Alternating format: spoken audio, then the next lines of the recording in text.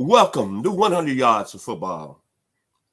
Today is Black History Month, and we're going to honor Paul Robeson, outstanding individual, intellect off the Kizar, one of my all-time favorite people in my world that played a lot in my life and my maturity and me becoming a man.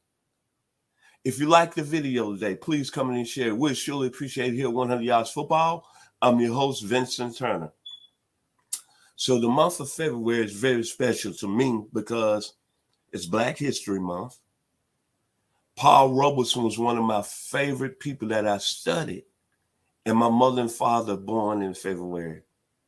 My mother, Inez, born on February the 24th, and my father born February the 26th, Chester Turner. And if everyone watches this video, know that I'm talking about my parents that live in Memphis, Tennessee, the 901. But this gentleman today I'm going to highlight has made an impact to a lot of people in our great United States from an intellectual standpoint, from also a sports standpoint. But today I'm going to highlight what he did on the football field and what he did academically and how he impacted several events in the sports world. Tell you a true story, how I knew about Paul Robeson. I was going into the 11th grade in 1976 in my hometown, Memphis, Tennessee. And I signed up for this class, Black Literature. And I had a professor named John Ramsey. And Mr. Ramsey was a guy, he dealt with students in his class that had the potential to go to college. And I was kind of recruited in that class because I loved history. I remember the first day of class. Let me get it settled here and comfortable. As Mr. Ramsey said, we're going to study this individual right here, and I guarantee you he's going to change your life that you never thought. And everybody looking around the class and saying, ooh, what is he talking about? He said, I want y'all to remember two words, Paul Robeson. Mr. Robeson was born on April the 9th, 1898, died January the 23rd, 1976.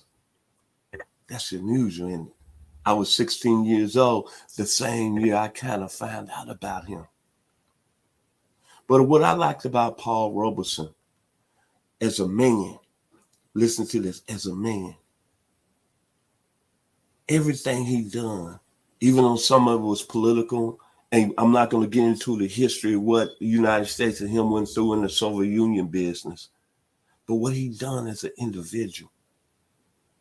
See, it's only three people in my life that I really get excited and I get chill bumps, especially being a sports fan.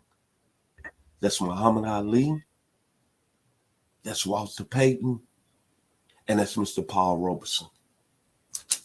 I'm going to start with Mr. Robeson as a football player in 1918.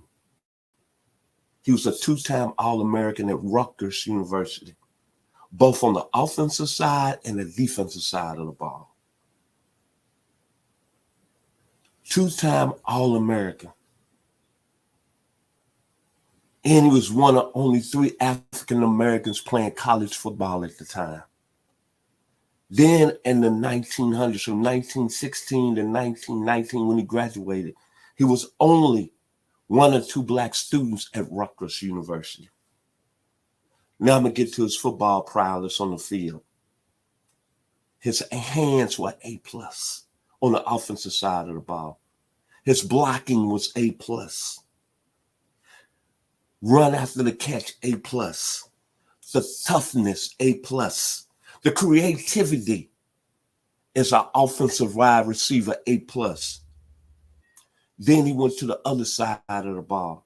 His mortar as a defensive end, A+. His bend, A+. His instincts, A+. His balance, A+. Outstanding as a football player. Then think about this. Back then, Rutgers was a highly academic school. Right now, They ranked 55th in the country as the best academic school in the country. They're 55th. And most of all, Mr. Robeson, him becoming only one of three black players in college football at that time, went against teams that was primarily white. And what he endured was just unbelievable, because there were some teams that they had players that didn't even want Mr. Robeson to touch them.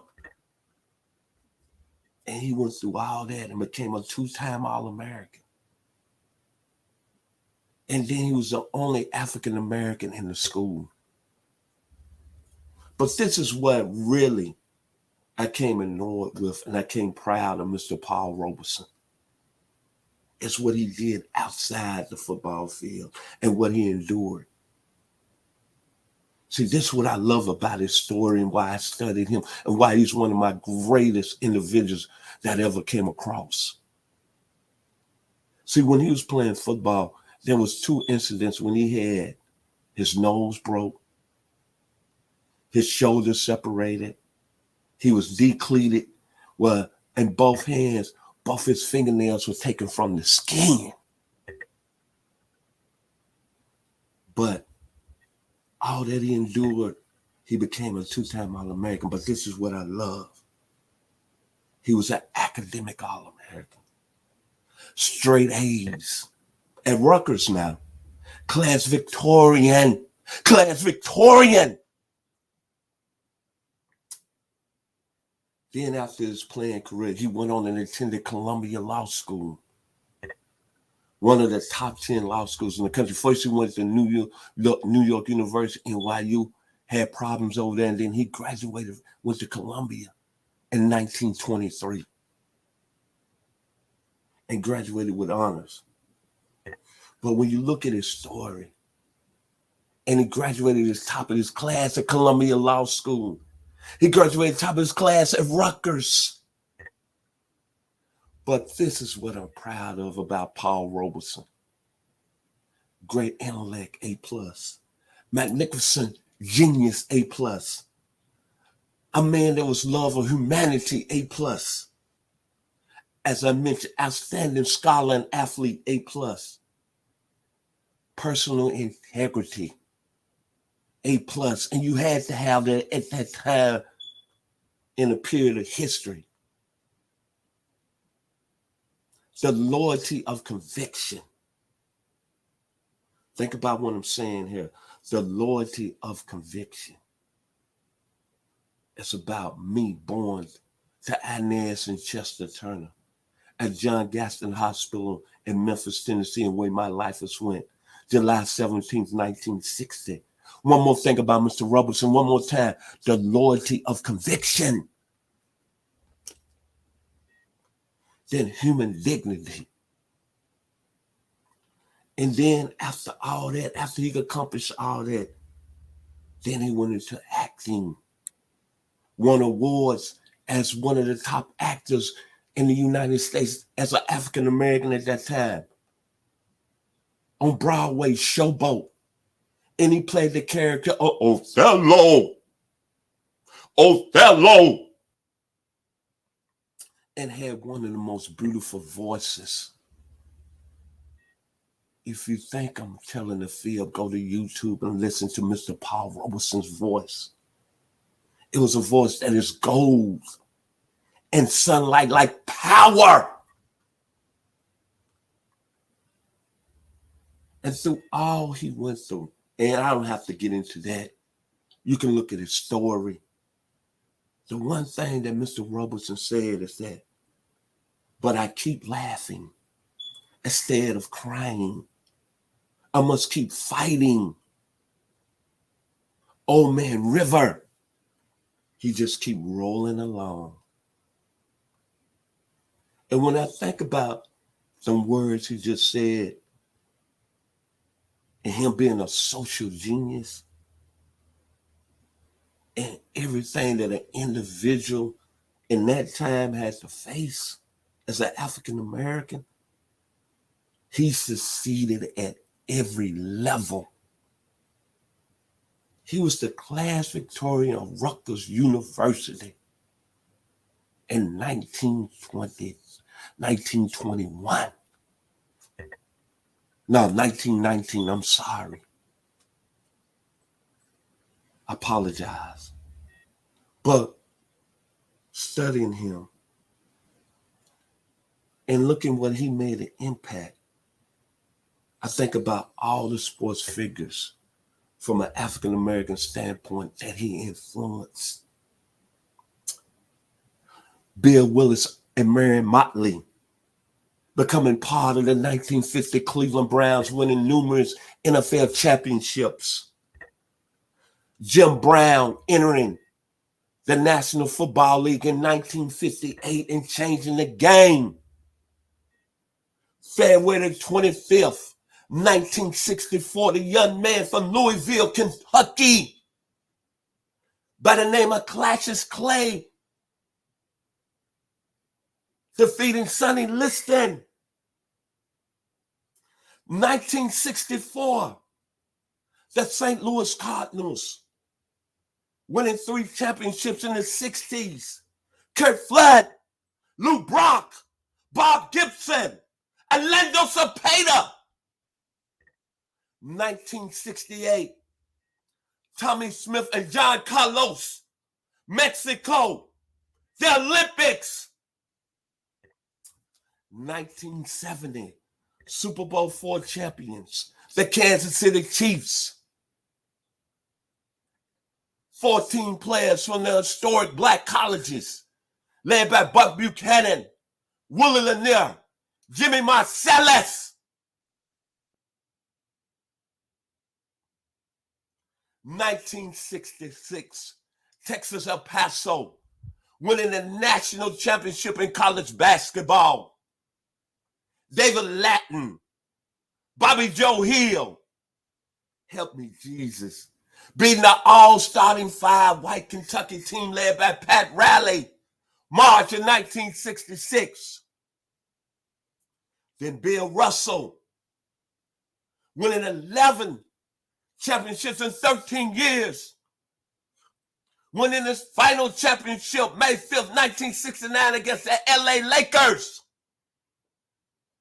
Then Edwin Moses in Montreal, 1976 Summer Olympics, 400 meters.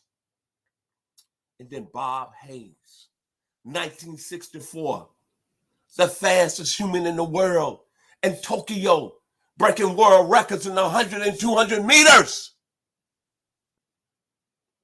Then Walter Payton, becoming the all-time NFL leading rusher. October the 7th, 1984 versus the Minnesota Vikings, Sweetness. And then finally, the first running back in the National Football League in a 14-game season, going over 2,000 yards at a Galileo High School, San Francisco, California, by way of USC, O.J. Simpson. And then finally, March in 1946. His name don't really get mentioned a lot. He was a teammate of Jackie Robeson as a football player in the late 1930s. Kenny Washington, the first African-American to step soil in the national, to be signed by an NFL team, the LA Rams. All those events are a product of Paul Robeson. But I keep laughing instead of crying. I must keep fighting until I'm dying. I'm Old Man River. I just keep rolling along. I just keep rolling along. Black History Month.